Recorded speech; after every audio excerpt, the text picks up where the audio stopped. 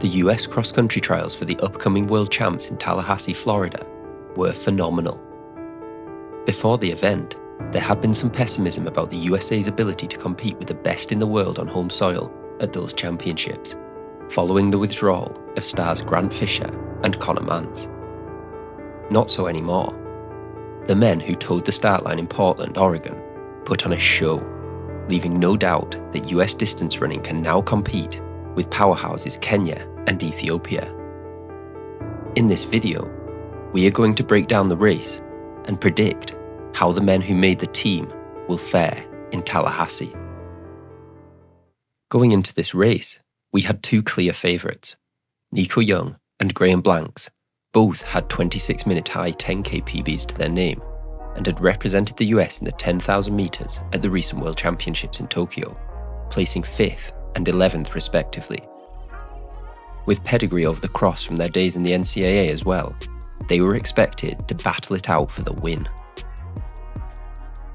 But this is not the 1990s. US men's distance running is getting stronger and stronger. In the last 3 seasons alone, 10 US men have run under 27:20 for 10,000 metres, and there would be plenty of competition for Young and Blanks in Portland. Straight from the gun, one of those contenders showed he wasn't afraid of anyone. Collegian Rocky Hansen had already proved he was a legitimate threat by finishing second to 26:51 10k man Haptem Samuel at the NCAA Cross Champs last month, and took the fight to the pros straight away here, sprinting off the start line and opening up a small gap within the first minute. Now, this might have appeared to be strange tactics, and even considered suicidal running by many, but in reality, it was an inspired move. Hansen would have known he was in top 10k cross-country shape for this race, having focused on peaking for NCAAs just 2 weeks ago. By comparison, while there were multiple men here capable of running around 27 minutes flat for a 10k, most of the pros were unlikely to be in their absolute top shape, with some only finishing their previous seasons in September in Tokyo, and the likes of Wesley Kiptoo even backing up from an October marathon. If the race went slow and was decided in the last mile, or even after a prolonged wind-up from the 6 or 7k mark, many of these men would still be in contention, and there was no guarantee Hansen would even finish in the top 6 to make the team. But if he went hard from the start, there was no way more than 5 others were going to still be around come the finish. And that is exactly how it played out. Hansen pushed relentlessly off the front, relieved in his leading duties only briefly by Kiptoo, and after another hard push up a hill in the 3rd kilometre, the pack was already beginning to splinter.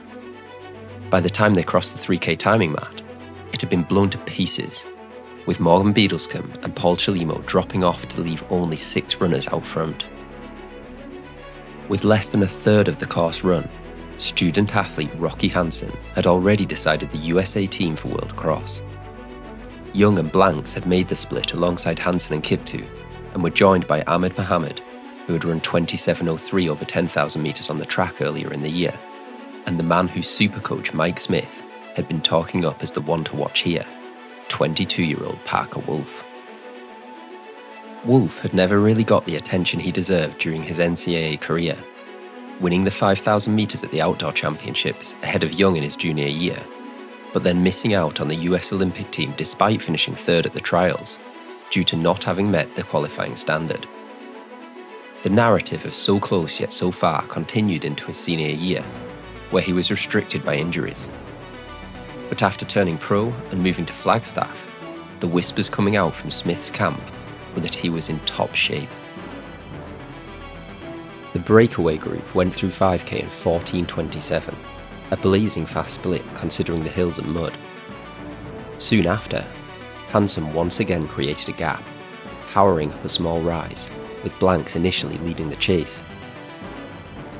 But the pressure began to tell. Covering the move must have sent Blanks over the limit, and he began to slip back, with Young also falling off the pace.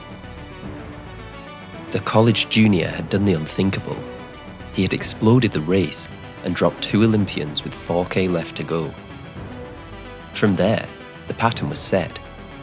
Hansen led with a small gap on the field, and Kiptoo led Wolfe and Mohammed hanging on just behind. Young and Blanks trailed in no man's land, far enough ahead of the chasers to have secured their spots on the team, but not able to trouble the leaders. Kiptoo was looking strong, but around the turn at the top of the longest hill between 7 and 8 kilometres, he lost his footing and went down hard. He bounced back up, but Wolfe was already away, and having lost his help chasing Hansen down, pressed on in pursuit of the leader alone. And Wolfe was looking very, very good. He latched on to the collegian as they passed through the 9k mark, looking fresh and ready to kick. With a minute and a half to run, he started pushing on the front, and while Hansen gamely clung on to begin with, the final rises before the finish began to bite. The elastic snapped and Wolfe powered away, eating up the ground and cruising away to a monumental victory. The young guns had done it. 22-year-old Parker Wolfe and 21-year-old Rocky Hansen had led home the US cross-country trials. With Kiptoo, Mohammed, Young and Blanks joining them on the team, the US will be sending one of the youngest, most exciting teams they have ever sent to a World Cross-Country Championships. How will they fare on the home turf in Florida? And can they break their duck and win the title for the first time in their history? This trials race gives a lot of hope that they can compete. Graham Blank's coach had said that he was in great shape going into this, yet he and fellow 26-minute 10k man Nico Young were rolled by 4 others here. All 4 of those men boast strong credentials in their own right, having all run faster than 13:15 for 5k, and appear to be in the shape of their lives. It is not inconceivable that they can challenge for top spot at Worlds, although, as we will go on to see, the Ethiopians are sending a very strong team.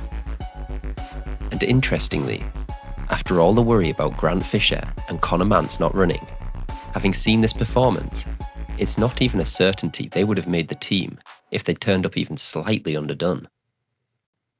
So who will be their biggest competitors at World Cross? This year, Ethiopia have the strongest team on paper.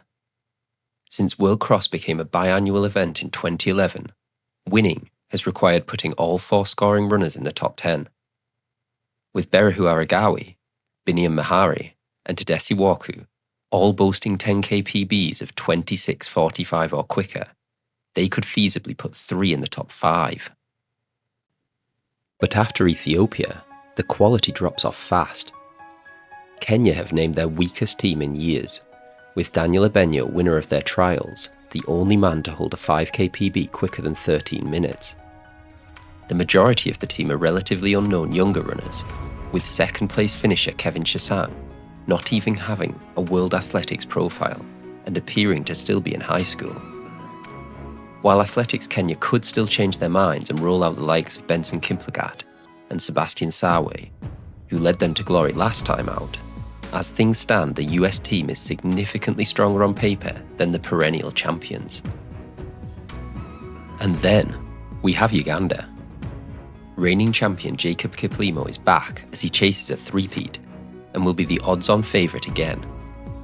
But with no Joshua Cheptegei this time around, it doesn't look like they will have the depth to challenge.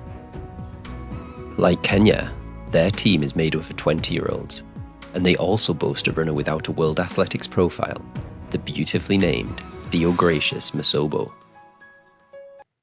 Aside from the Africans, Europe will also pose little challenge. France will likely be the strongest nation there, and could be led by newly minted 10,000 metre world champion Jimmy Gressier, alongside cross-country stud Jan Schrub. But again, their 3rd and 4th runners are not even close to the quality of their US counterparts. The most likely outcome then is that the US will battle for silver with Kenya, with their strength on paper perhaps being outdone by the Kenyans' prowess on the cross, and a couple of those little-known youngsters having breakout performances. I have Ethiopia running away with it, and Kenya pipping the US for silver. That said, I think there is a good chance Young, Wolfe, Hansen, Kiptoo and Blanks all place in the top 15, with Young coming good after a few more weeks to prepare and finishing as top American. If that does happen, and one of the big 3 from Ethiopia doesn't perform, there is an outside chance the US could even shock the running world and make history in Tallahassee by winning World Cross for the first time. And what a story that would be. He is hoping that on the 10th of January, Young, Wolfe and Hansen write their names into the history books and prove that distance running has changed. Perhaps they can show that cross-country no longer needs to be the preserve of East Africans, and that Europeans and Americans can back up their recent success on the track with success on the country too. I can't wait to recap that race once it happens, and if you've enjoyed this video, please remember to subscribe to catch all of that future analysis as it comes. Thanks for watching everyone, and see you in the next one.